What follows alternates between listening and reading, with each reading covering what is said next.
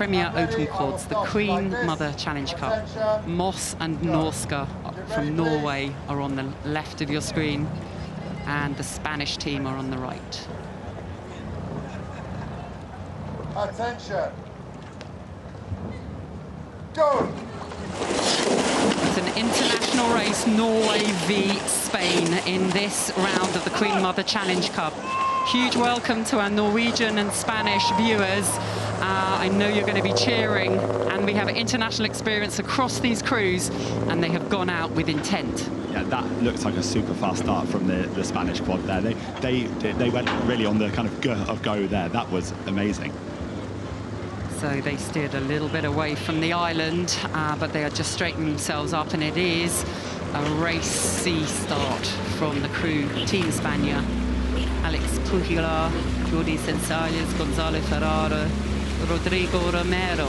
Huge experience. They were racing at the European Championships where they came sixth, and for them, like everyone, they want to be at Henley Royal Regatta. It's an important part of their racing season. It's an essential part of their racing season. And there we see Moss Row Club and Norske Studenters Row Club from Norway. Christopher Brun, Olli Amund Storlien, Oscar Helvig, Erik Solbakken. The entire crew raced at the Paris Olympics. Christopher Brun there in the bow seat. He's a former lightweight sculler. He was a bronze medalist in the Rio Olympics in the lightweight double. Then raced in the Tokyo Olympics also in the lightweight double. Then decided, right, I'm going to go for the heavyweight quad in Paris. So here we have a close-up of the Spanish racing along, keeping that rate really high. Not necessarily the longest stroke, but a really sharp, bright, lively stroke. And who we're seeing here in the stroke seat, we have Rodrigo Conde Romero and Alex Garcia Pujola, and they won the Double Sculls Challenge Cup before, so they know what it's like to win here at Henley. And that's so helpful, isn't it? To know where you are on the course, to know what it feels like to race a whole series of races and get to the Sunday. They are using all of that experience. We have less experience here in the Norwegian club, but they are giving their all, of course. They look powerful athletes, a little stunned perhaps by how fast the Spanish have gone out.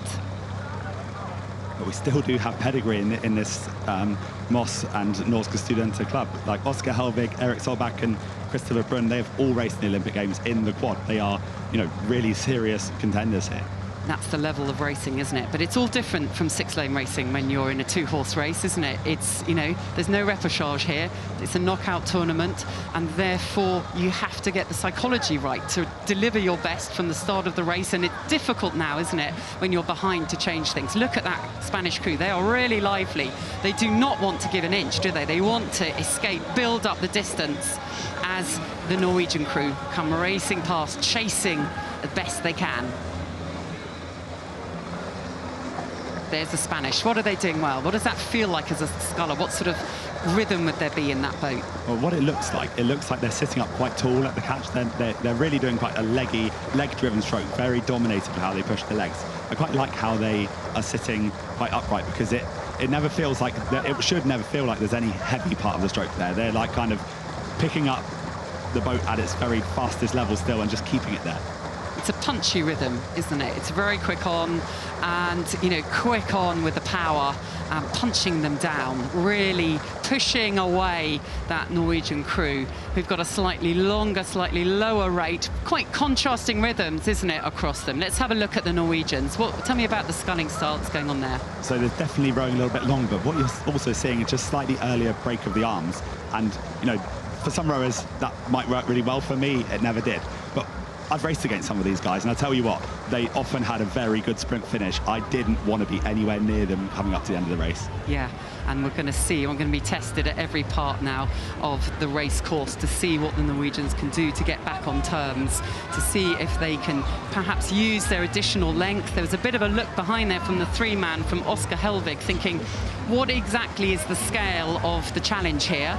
And then he's come through. It looks like it's the three-man Oscar who is making the calls, and they are perhaps front-ending the race or bringing forward a move. They need to lift something at this point. There's no point carrying on at what they were doing, and you can see that. I think the rate's gone up quite clearly there, hasn't it? They've said, right, let's put a marker on, let's lift, let's see, let's test, let's see if we can start to eat into this gap.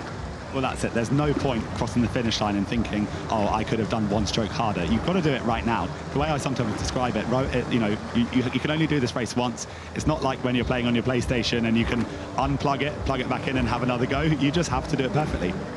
That's right. There's no ability to have a sort of time out halfway and say, actually, let's head off in a slightly different way, or let's change the rhythm. You've got to do that whilst you're going. You've got to adjust, adapt. You've got to know for yourself, are you rowing the best you can? And then immediately, am I doing it in perfect synchronicity with everyone around me? And then liaise and think about, actually, for the environment, the water, the weather, is it working there? I think you're always working at those three levels, individual, crew, and the environment you're in, to try and adjust and adapt and see if you can get any extra speed out. But at the moment, of course, what the Spanish are doing, look at that, they're gaining confidence with every stroke. And it's actually really cool to see a Spanish quad doing so well, because it's not something I've traditionally been used to seeing. No. Yeah, usually a smaller team, isn't it, at international championships, but with real talent in there. Experience and talent, looking and thinking, what are other nations doing that we're not? Yeah, people are going to Henley, some of the big teams, the Dutch team, the Australian team, the Brits are there.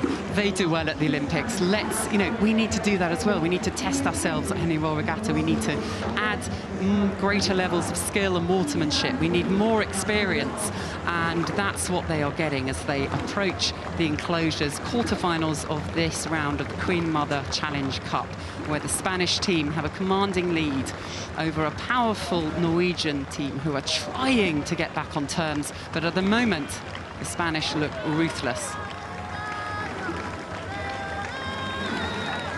So quick look from the bowman there as Alex Garcia Pujala thinks, where is the finish? How much more have we got to go? You know, but in quite a relaxed way there. Yeah, I wonder, is he looking because he's hurting and wants it to end, or because he's just trying to get used to all the markers, so that tomorrow, if he has a race really to the line, he knows, right, at that progress boards I have 18 strokes left, or whatever it might be. Absolutely, and there we see Team España win this round of the Queen Mother Challenge Cup, beating Moss and Norske.